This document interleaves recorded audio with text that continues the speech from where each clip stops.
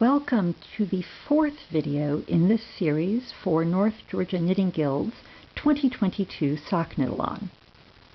This video is all about fit. The advantage of working a toe-up sock is you can try the sock on as you work. If you're on double-pointed needles, you'll want to park your stitches on a string. If you're on two circular needles or a long circular needle used as a magic loop, you can just slide the stitches down onto the cable and pull the sock on and see if it fits.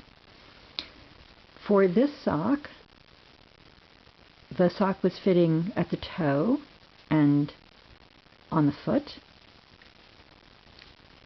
I turned the heel, I worked a few rounds, and when I tried the sock on the intended foot, it was very tight right through here, right through the bridge of the instep. I went and did some research, and it turns out master knitter Heather Storta discussed this very challenge at this year's the Knitting Guild Association 2022 Next Level Knitting Conference. And that's a conference that was virtual. It was online in April of 2022. Heather did a session on sock heels. She showed a variety of sock heels. And when she talked about the short row hourglass heel, she mentioned that this particular heel sometimes results in a sock that is too tight right in here. So that's a known challenge. What can you do about it? Well, the obvious thing is the sock is too tight, so the sock needs to be bigger through here. You need to add stitches.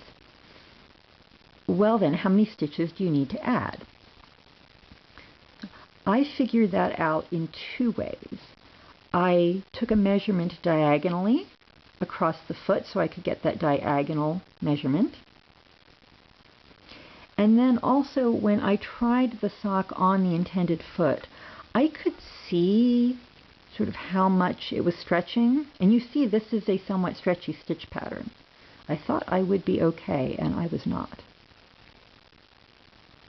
So between the measurement and observation, I decided I needed between 1.5 inches and 2 inches of stitches added when I got to here.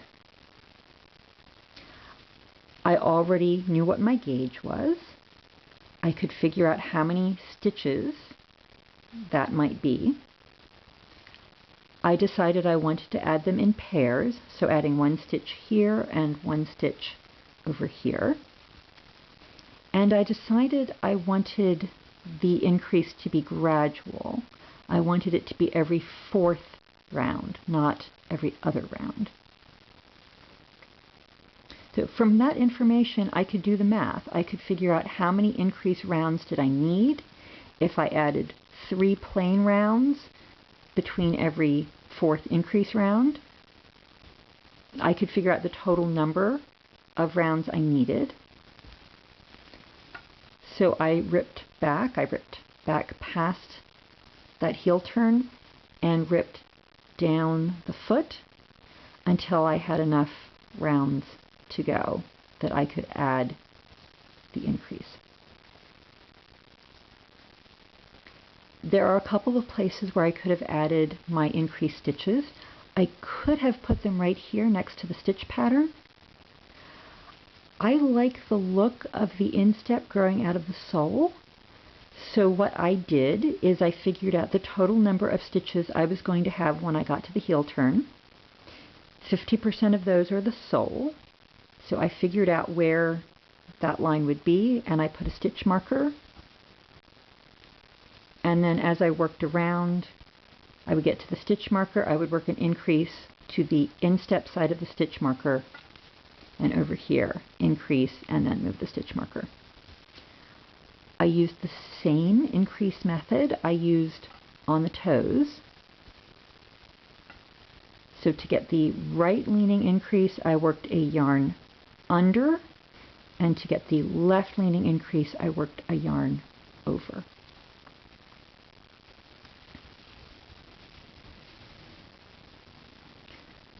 So I reworked the foot.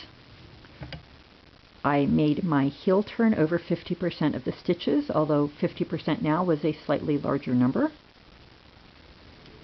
And then I worked a few rounds, and I checked the fit, and this time it was much better. Now you may be wondering, doesn't that mean I have more stitches in the leg than I do down here in the foot? The answer is yes, I do. In this case, that's not a problem because I was already planning to add all this lovely cabling and ribbing into the leg of the sock. While it looks like the leg and the foot of my sock are the same size, are the same circumference, there are many more stitches in the leg than in the foot because of the stitch pattern.